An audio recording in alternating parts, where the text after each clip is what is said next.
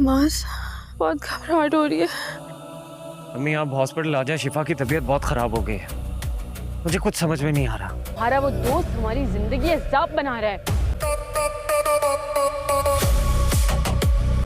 जो हरकतें तुम करती फिर रही हो ना, उससे ये बात जाहिर हो रही है कि शाहजर की तरफ से कुछ नहीं था, तुम गिल्टी हो।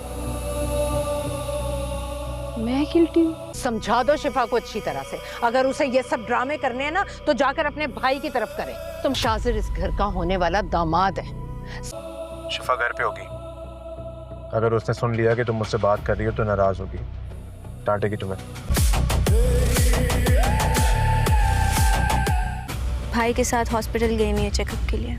शाजिर बस इसी बात का पता लगाने की कोशिश कर रहा होता है कि शिफा की तबीयत ख़राब हुई है या नहीं, इसीलिए वो जानबूझकर नरमीन को फ़ोन करेगा और उससे बात करने की कोशिश करेगा और बातों ही बातों में वो नरमीन से ये बात बोलेगा, तुम्हें मुझसे ज़्यादा देर बात नहीं करनी चाहिए। अगर तुम्हारी भाभी ने तुम्हें मुझसे बात करते हुए देख लिया तो वो तुम्हें डांटेगी, तुम पर बहुत ही ज़्यादा गुस्सा करेगी और न जाने माँ से वो क्या क्या बातें बोलेगी। तो नरमीन शाजिर को ये बात बताती है, आपको घबराने की बिल्कुल भी ज़रूरत नहीं है, भाभी इस वक्त हॉस्पिटल में है, माज भाई उनको हॉस्पिटल लेकर गया है, उनकी तबीयत ख़राब हो रही थी। शाजिर पहले से ही प्लान बना चुका होता है कि उसने हर सूरत में शिफा के बच्चे की जान लेनी है, वो उसके बच्चे को पैदा नहीं होने देना चाहता था, इसीलिए वो फौरी तौर पर माज को फ़ोन करके पूछेगा कि वो कहाँ है। तो माज उसे यही बात बताएगा कि शिफा की तबीयत ख़राब हो गई थी तो मैं उसे चेकअप के लिए हॉस्पिटल लेकर आया हूँ। तो फौरी तौर पर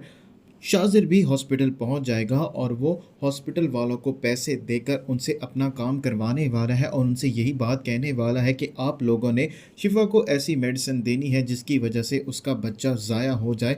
और हॉस्पिटल वाले ऐसे ही करते हैं तो शिफा की अचानक से बहुत ज़्यादा तबीयत बिगड़ने लग जाती है और वो बहुत ज़्यादा दर्द में भी होती है, उसे कुछ भी समझ नहीं आ रहा होता और वो माज को बुलाकर यही बात कहती है, मुझे बहुत ही ज़्यादा बेचैनी और घबराहट हो रही है, मुझे कुछ भी समझ नहीं आ रहा। तो हॉस्पिटल वाले यही बात बताएंगे कि आपको टेंशन लेने की ज़रूरत नहीं है, इसकी कंडीशन ठीक हो जाएगी। लेकिन शिफा की हालत देखकर माज को कुछ भी समझ नहीं आ रहा होता, इसीलिए वो अपनी माँ को भी फ़ोन करके फौरी तौर पर हॉस्पिटल बुला लेगा।